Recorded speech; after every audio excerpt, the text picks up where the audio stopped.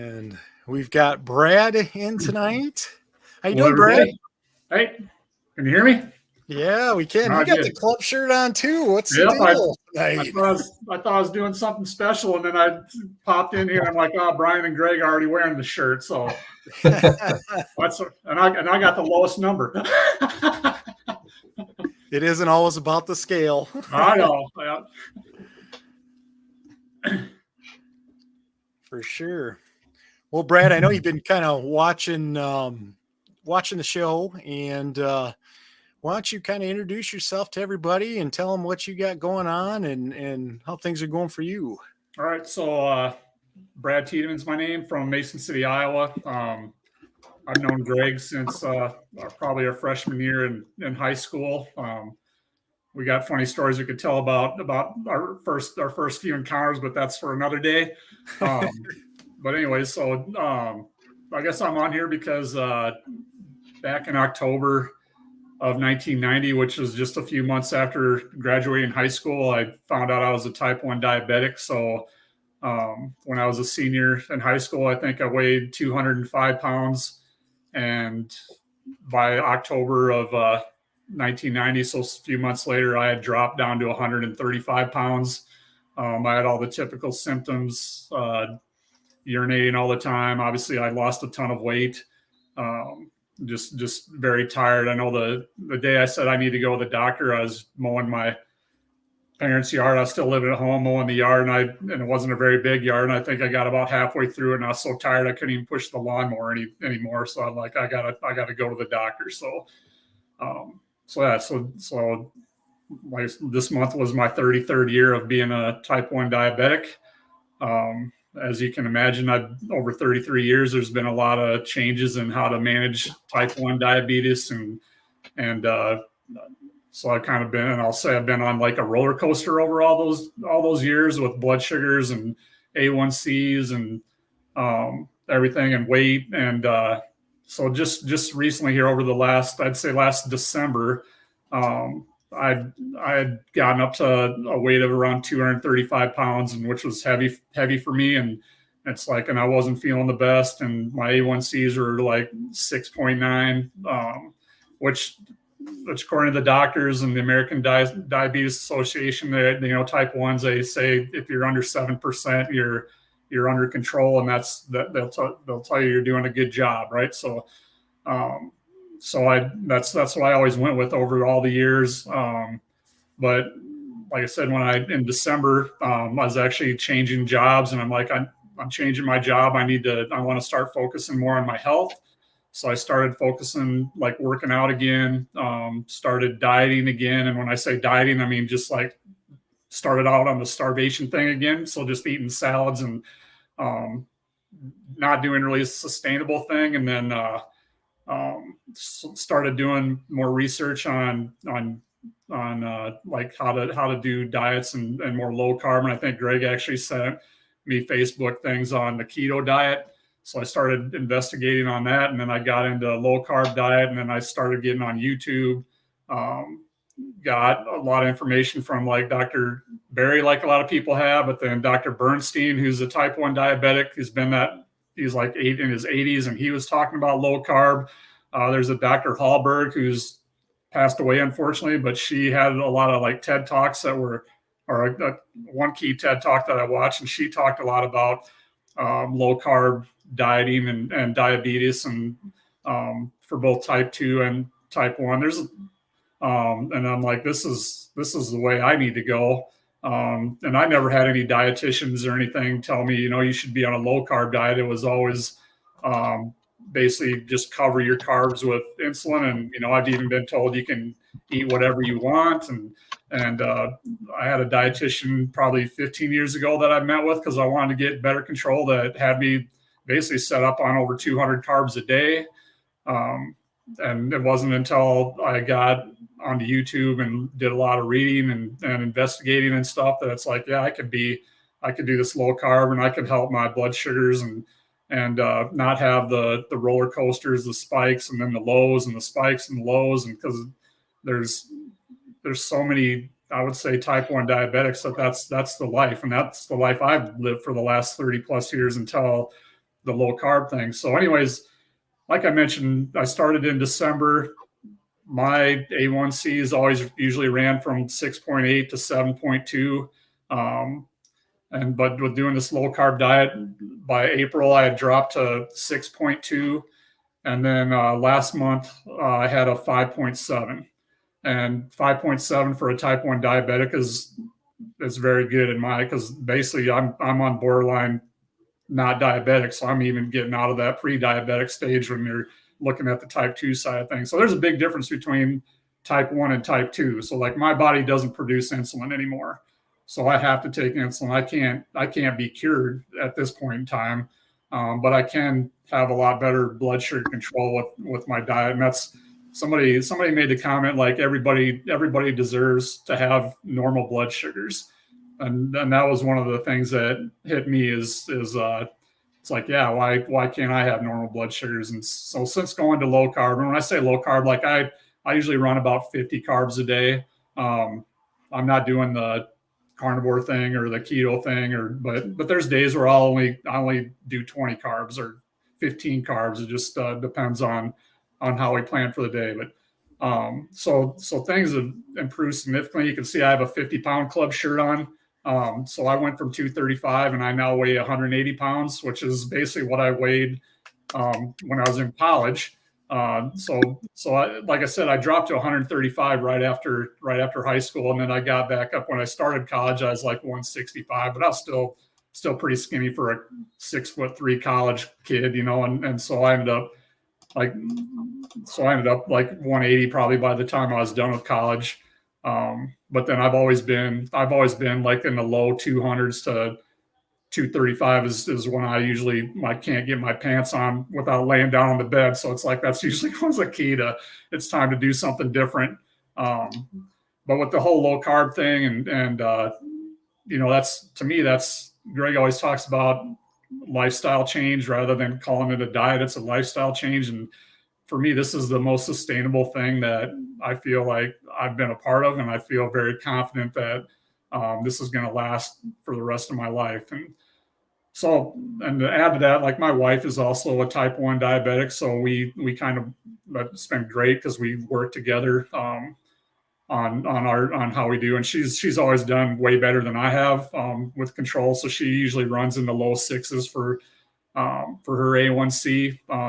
She just always did a lot better job managing it. I'm a guy, so I didn't always do the best manage it. I had a lot of fun and didn't care. But honestly, when you're a type 1 diabetic and you're trying to manage it and you're trying to cover your carbs and it just doesn't work. Like it's and it gets frustrating. And when you get frustrated, then you just lose the care about it. And I'll say, like, I've had slight depression over it, because you're like, okay, I'm trying this, but it's not working. Just because it gets back to that trying to cover carbs and it just doesn't work. There's glycemic indexes on everything and everything affects it differently, but just now when you're running lower carbs, you have so much better control. There's less chance of being off when you're trying to count your carbs. And I just found that now my blood sugars are basically, they're almost, they're not perfectly flat, but if you look at it compared to 2 years ago, it's flattened out quite a bit. So I very rarely get over 150 for my blood sugar level. Even after meals, whereas before, it was common to go over 200 after I had a meal. That was just normal. Even when I have an insulin pump and I have a CGM, so I see what my blood sugar is every 5 minutes.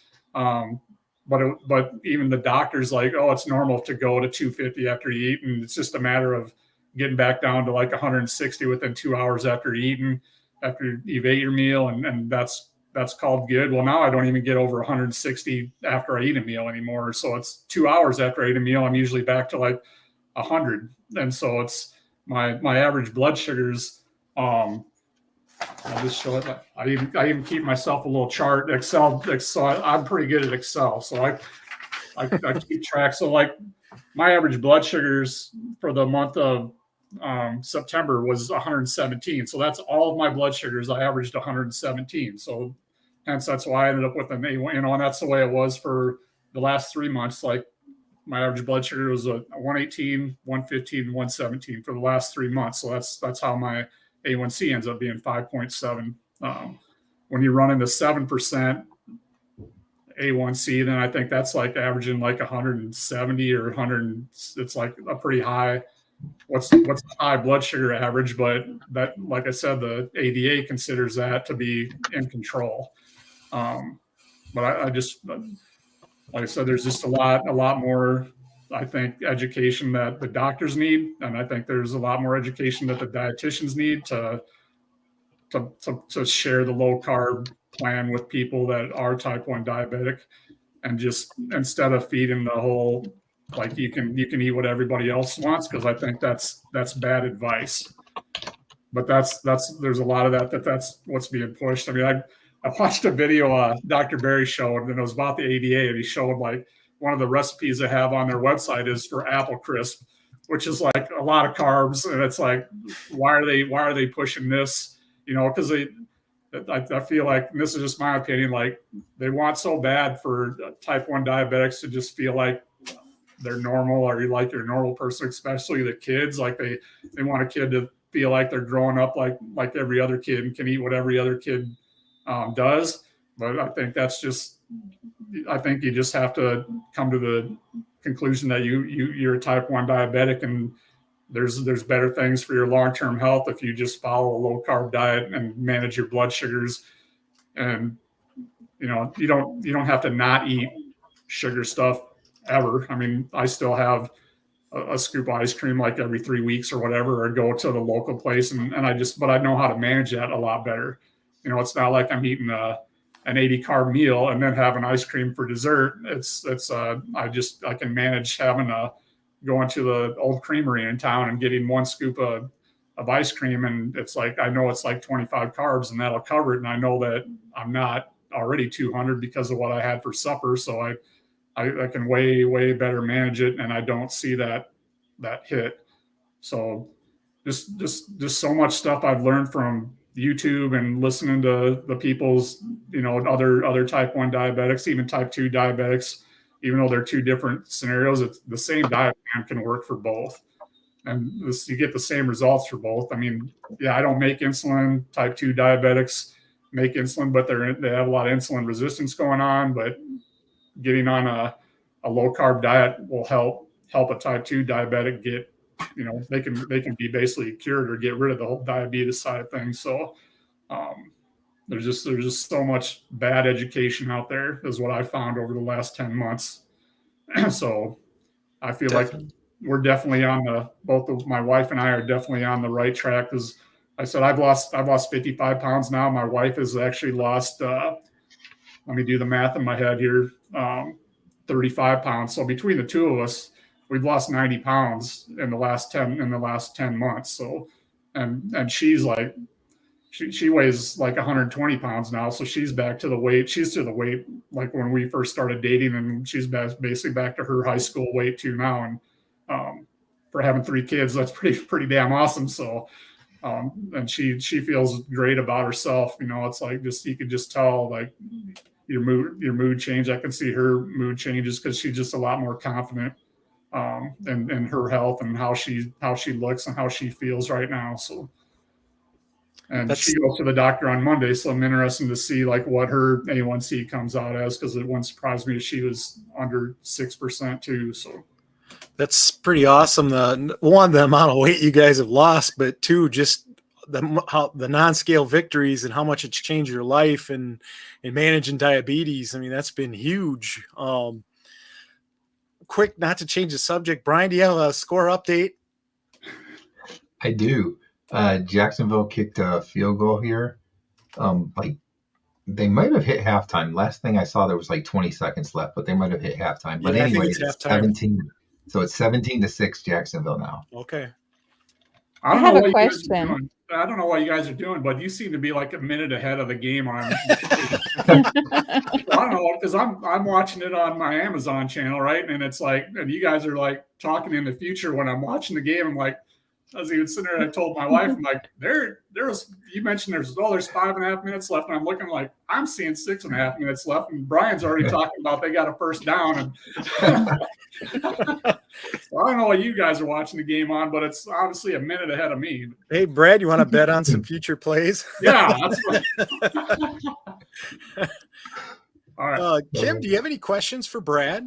I do. I have a question. It's probably the least relevant thing of all this that he's talked about, but I always pick that weird question to ask. I'd like to know how he met his wife with them both being type 1 diabetics. That's very interesting. So we both worked together. So she was the receptionist at the company that I worked for. So I hit on the receptionist at work. But then I found, and then we started, I started talking and stuff, and then I found out she was a type 1 diabetic too, and then we started. We obviously talked a lot of work, and then just went on from there. That's really cool that you could find somebody that truly understands what you're going through, because I mean, no matter how much somebody knows about diabetes, type 1 is a whole different animal. I mean, it's the same in a lot of ways, but like you said, I mean, you don't produce any insulin, so there's a lot of differences there too. And trust me, she's and people don't understand. Like even a lot of nurses, I feel like don't understand. Yeah. She's helped me out. Like I can't even tell you how many times. Like just in my life in general. Just when we started this low carb thing, she actually put together. It's like 200 pages now of low carb recipes. And she has a 200-page recipe book with nothing but low carb. So it's for snack items, supper items, dinner items, breakfast items, desserts, like everything. And so we've always done menus, like weekly menus, and planned our meals, but now we just plan with low carb items. And then so we'll pick like what we want to do. I don't know if I have that sheet. Yeah, I actually do. So this is just our cheat sheet, right? So this is all the low carb meals that we want to try that we haven't. And so, like I said, she's got like a 200-page recipe book. So she writes down all the ones that we want to try that we haven't tried yet. And then we just pick, that's how we fill out our week. We'll just pick off this list and cross them off. And then she does. Okay, she needs to get into the meal planning for low carb people and just send us over like for the week. We could pay her weekly and she can just send us over the recipes. And don't worry, Kim, on this day you're going to have this. Don't even think about it. Just go to the grocery store and get this. And that's exactly what we do. So we pick those meals, and then that's planned for the week. And then I actually do the grocery shopping. Like that's my Sunday morning thing. And we actually started that when COVID started, and only one person could go to the grocery store. And I'm like, well, you're doing all the cooking. I'll take the ownership of getting the groceries, since she did the majority of the cooking, and I worked, and so that just worked out for us, and we just continue to do that. So yeah, so that helps. It helps cool. Being able to support each other. The thing that did, it's like, we have 3 kids, and the biggest stress for me was like, as they're growing up, every time one of the kids gets sick or whatever, then the first thing that would come to my mind anyways, because I'd stress out, as God, I hope they're not getting type 1, it's like, but luckily they're all, like my youngest is 23 now. So I'm hoping I know you can get it after the 20s, but the older 2 are in their 30s. So it's like, I feel like a little more in the clear for them. So but definitely the support I have from her has been great for me. And because I was horrible. When I was in my 20s, I was horrible. I was a horrible. Yeah, I feel most type 1s in their 20s are.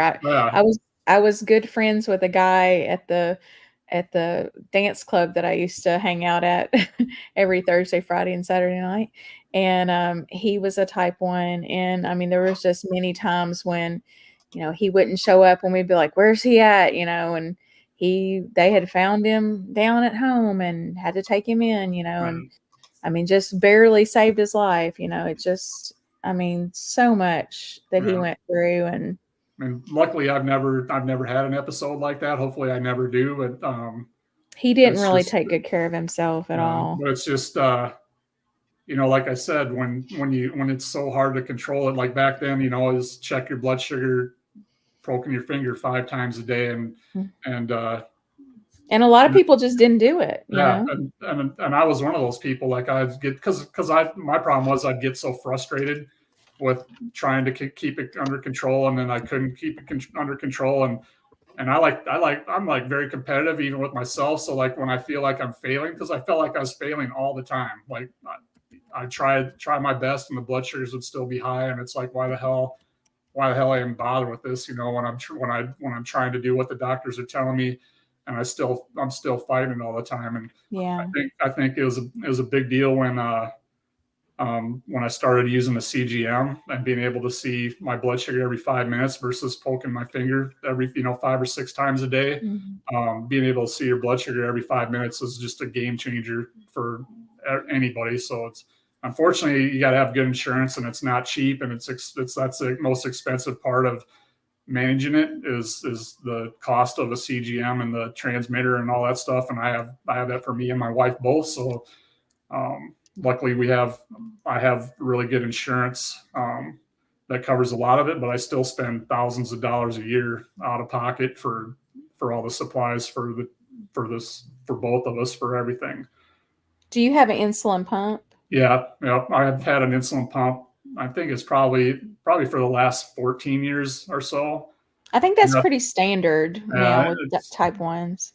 Yeah. So that was a game changer too. Obviously, it's a lot easier running a pump than it is taking shots all the time. Especially like it was always a pain in the butt when you're out in public. And first it was you had syringes, and I'm sure you know this. You start like when I first was diabetic, it was syringes for years.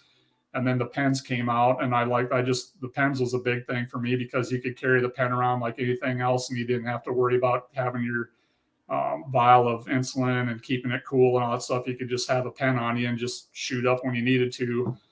So that was a big new thing, I thought, that came out. But then when it came to the insulin pump, I think insulin pumps was a big game changer, just to not have to shoot up 3 or 4 times a day.